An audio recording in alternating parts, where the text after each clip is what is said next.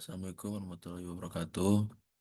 Perkenalkan, saya Felix Namurakita Siregar, NIM 101324149, kelas PEA. Di sini saya akan menjelaskan tentang inovasi teknologi solar panel dan kebijakan integritas energi matahari sebagai substitusi sumber listrik.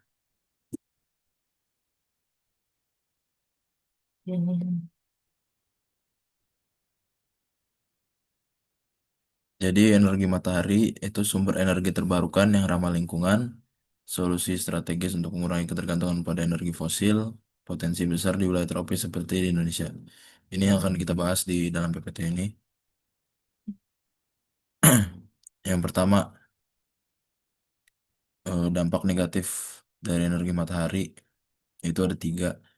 Emisi selama proses manufaktur solar panel, limbah material seperti silikon dan logam berat, dan yang terakhir penggunaan lahan dapat mempengaruhi habitat alami. Hmm, Inovasi teknologi solar panel. Yang pertama, cara kerja solar panel. Yang pertama itu mengonversi energi matahari menjadi listrik melalui fotovoltaik. Dan yang kedua, sel fotovoltaik dari silikon menyerap cahaya dan menghasilkan arus listrik. Contoh inovasi teknologi. Yang pertama, parabolic disk. Itu material canggih menggunakan dual axial zoom tracking. Dan yang kedua, efisiensi meningkat hingga 30%, serta mampu memproduksi listrik dalam megawatt. Yang kedua itu Smart Solar Mechanical Adjustable Ray Tracker. Inovasi mahasiswa Universitas Indonesia memanfaatkan panas matahari untuk menggerakkan piston tanpa komponen listrik. Ini contoh-contoh dari yang tadi dijelaskan, parabolic disk dan rangkaian alat smart.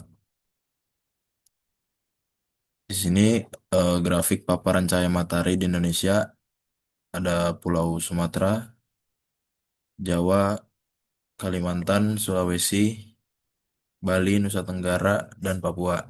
Dan yang paling tinggi paparan energi cahaya matahari itu ada di Nusa Tenggara dan Papua, dan yang paling rendah ada di Bali, Jawa, dan Sumatera. Ini peta potensi energi solar di Indonesia.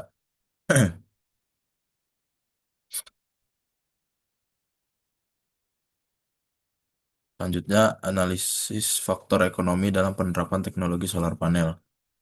Yang pertama, biaya investasi dan operasional. PLTS terapung membutuhkan investasi awal 12,85 miliar dengan biaya operasional 290 juta per tahun. Selama 30 tahun, namun biaya operasionalnya rendah. Keuntungan finansial, payback period PLTS terapung 18 tahun, menghasilkan keuntungan bersih sebesar 3,17 miliar. Dan yang ketiga, kompetitif secara ekonomi. Biaya LCOE energi matahari berkisar di harga 794,6 perak per kWh, lebih murah dibanding batu bara.